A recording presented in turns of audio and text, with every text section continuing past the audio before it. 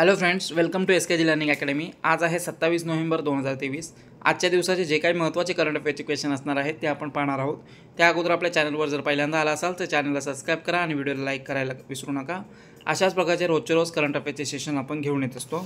चला तर आजच्या व्हिडिओला सुरुवात करूया। आजचा पहिला प्रश्न आहे, नुकताच पंतप्रधान नरेंद्र मोदी यांनी कोणत्या विमानात बसून उड्डाण केलं आहे?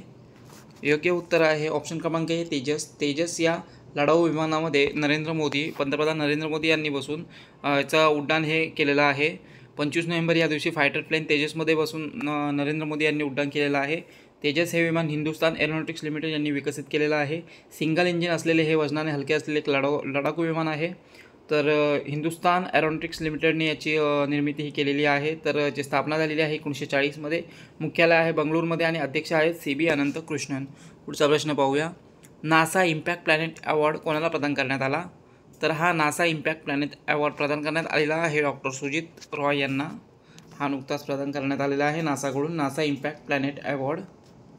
तर नासा ब्रेन अलाइवचे सहसंस्थापक असलेले डॉक्टर सुजित रॉय यांना जिओस्पेशियल AI फाउंडेशन मॉडेल प्रोजेक्टमधील त्यांच्या योगदानासाठी हा नासा इम्पॅक्ट प्लॅनेट पुरस्कार 2023ने सन्मानित करण्यात आला आहे। तर नासाकडून सन्मानित करण्यात आलेला आहे नासाशी संबंधित हा जो अवॉर्ड आहे। तर नासाची स्थापना झालेली आहे 29 जुलै 1958। मुख्यालय आहे वॉशिंग्टन DC आणि प्रशासक आहेत बिल नेल्सन। पुढचा प्रश्न पाहूया, नुकताच मीराबाई जन्मोत्सवानिमित्त किती रुपयांचे स्मारक नाणे छापले गेलं आहे?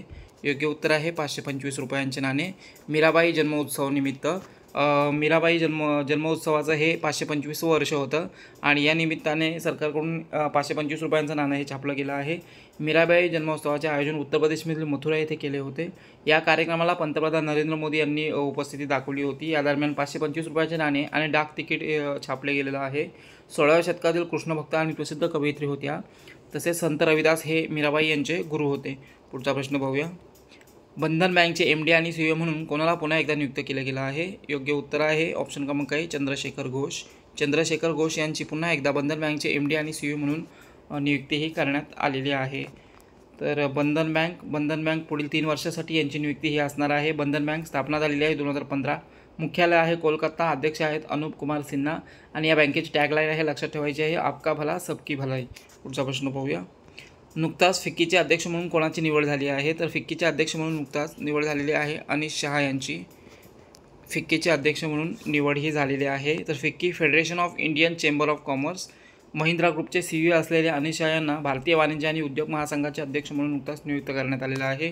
डिसेंबर 2023 पासून ते कार्यभार सांभाळणार आहेत। फिक्की हे भारतातील सर्वात मोठे आणि जुन्या आघाडीचे गैर सरकारी व्यापारी संघटना आहे। स्थापना झालेली आहे 1927 मध्ये। मुख्यालय आहे नवी दिल्लीमध्ये आणि आता हे नवीन CEO बनलेले आहेत अनिश शहा।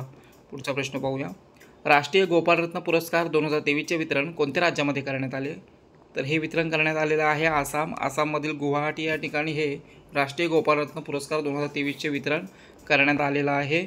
केंद्रीय मत्स्यपालन, पशुपालन आणि डेअरी विकास मंत्री आहेत पुरुषोत्तम रुपाला यांच्या हस्ते 26 नोव्हेंबर 2023 रोजी आसाममधील गुवाहाटी या ठिकाणी या राष्ट्रीय गोपालरत्न पुरस्कारांचे वितरण हे करण्यात आलेलं आहे। राष्ट्रीय गोपालरत्न पुरस्कार हा कशा संबंधित आहे? तर पशुधन आणि डेअरी क्षेत्रातील सर्वोच्च राष्ट्रीय पुरस्कार आहे हा। या पुरस्काराचा उद्देश स्वदेशी पशुपालन करणारे व्यक्ती, संस्था, कंपन्या यांना प्रोत्साहन देणे हा या पुरस्काराचा मुख्य उद्देश आहे। तर गुवाहाटीमध्ये हे झालेलं आहे आसाममध्ये। तर आसाम राज्याची स्थापना झालेली आहे 15 ऑगस्ट 1947। राजधानी आहे दिसपूर। मुख्यमंत्री आहेत हेमंत बिस्वा शर्मा आणि राज्यपाल आहेत गुलाबचंद कटारिया। पुढचा प्रश्न पाहूया, IGBC कडून कोणत्या रेल्वे स्टेशनला प्लॅटिनियम प्रमाणपत्र देण्यात आलं आहे? तर IGBC कडून नुकताच विजयवाडा रेल्वे स्टेशनला हे प्रमाणपत्र देण्यात आलेलं आहे। विजयवाडा रेल्वे स्टेशन आंध्र प्रदेशमधील रेल्वे स्टेशन आहे। तर IGBC कडून हे देण्यात आलेलं आहे। IGBCचा फुल फॉर्म आहे Indian green building council. Andhra प्रदेशमधील राज्यामधील विजयवाडा रेल्वे स्टेशनला प्लॅटिनियम रेटिंग म्हणजे प्लॅटिनियम प्रमाणपत्र हे देण्यात आलेलं आहे। तसेच IGBC यांनी ग्रीन स्टेशन प्रमाणपत्रही या रेल्वे स्टेशनला दिलेलं आहे। IGBC हे गैर सरकारी संघटना आहे जे वर्ल्ड ग्रीन बिल्डिंग काउन्सिल यांच्याकडून मान्यताप्राप्त असलेली ही संघटना आहे आणि या पर्यावरणासाठी अनुकूल असलेल्या ठिकाणांना ही संघटना प्रमाणपत्र देण्याचं काम हे करते। पुढचा प्रश्न पाहूया, नुकताच राजकुमार कोहली यांचं निधन झाले आहे, ते कोण होते? तर राजकुमार कोहली हे एक चित्रपट दिग्दर्शक होते आणि यांचं नुकताच निधन झालेलं आहे। बॉलिवूडचे एक दिग्दर्शक होते, चित्रपट दिग्दर्शक, वयाच्या 93व्या वर्षी यांचं निधन हे झालेलं आहे। पुढचा प्रश्न पाहूया, संविधान दिवस कोणत्या दिवशी साजरा केला जातो?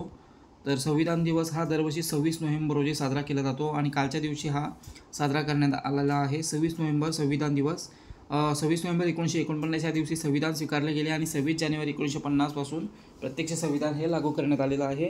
तर 19 नोव्हेंबर 2015 रोजी सामाजिक न्याय आणि अधिकार मंत्रालयाकडून 26 नोव्हेंबर हा दिवस संविधान दिवस म्हणून साजरा करण्याची घोषणाही करण्यात आली होती. तर संविधान तयार करण्यासाठी आपण त्या संबंधित प्रश्न पाहूया. संविधान तयार करण्यासाठी 2 वर्ष 11 महिने आणि 18 दिवस इतका कालावधी लागलेला होता. तसेच संविधान हिंदी आणि इंग्रजी या भाषांमध्ये लिहिण्यात आलेलं आहे, लक्षात ठेवायचं आहे. पुढचा प्रश्न, RBIने सत्यप्रकाश पाठक यांना कोणत्या बँकेचे प्रशासक म्हणून नियुक्त केलं आहे? तर यांना अभ्युदय कोऑपरेटिव्ह बँकेचे प्रशासक म्हणून RBIने नुकताच नियुक्त केलेलं आहे. कुणाला? तर हे जे आहेत प्रकाश पाठक यांना नुकताच नियुक्त हे केलेलं आहे. तर भारतीय रिझर्व्ह बँकेने सत्यप्रकाश पाठक यांना अभ्युदय कोऑपरेटिव्ह बँकचे प्रशासक म्हणून नियुक्त केलं आहे. 12 महिन्यांसाठी ते बँकच्या कामकाजाची निगराणी करणार आहेत. RBIने सांगितलं की अभ्युदय बँकच्या कामकाजामध्ये काही त्रुटी राहत असल्यामुळे प्रशासक नेमलं गेलेलं आहे. पुढचा प्रश्न पाहूया. ईश्वर शर्मा याने युरोपियन योग स्पोर्ट्स चॅम्पियनशिपमध्ये कोणते पदक जिंकले आहे? तर योग्य उत्तर आहे ऑप्शन क्रमांक C, सुवर्णपदक. ईश्वर शर्मा याने युरोपियन योग स्पोर्ट्स चॅम्पियनशिप स्पर्धेमध्ये सुवर्णपदक प्राप्त केलेलं आहे. युरोपियन योग स्पोर्ट्स चॅम्पियनशिप या ज्या आहे स्वीडनमध्ये पार पडलेल्या आहेत. भारतीय वंशाचा ईश्वर शर्मा याने या स्पर्धेमध्ये सुवर्णपदक हे पटकावलेलं आहे. 13 वर्षाच्या ईश्वर शर्मा याने वयाच्या 3 वर्षापासून योग करण्यास सुरुवात केलेली आहे. ईश्वरने आतापर्यंत बरेच किताब हे जिंकलेले आहेत. तर मित्रांनो, पुढचा प्रश्न पाहूया. Mapping of the archive in India पुस्तक कोणी लिहिलं आहे? तर हे पुस्तक लिहिलेलं आहे रमेशचंद्र गौड आणि विस्मय बसू या दोघांनी हे पुस्तक लिहिलेलं आहे, mapping of the archive in India.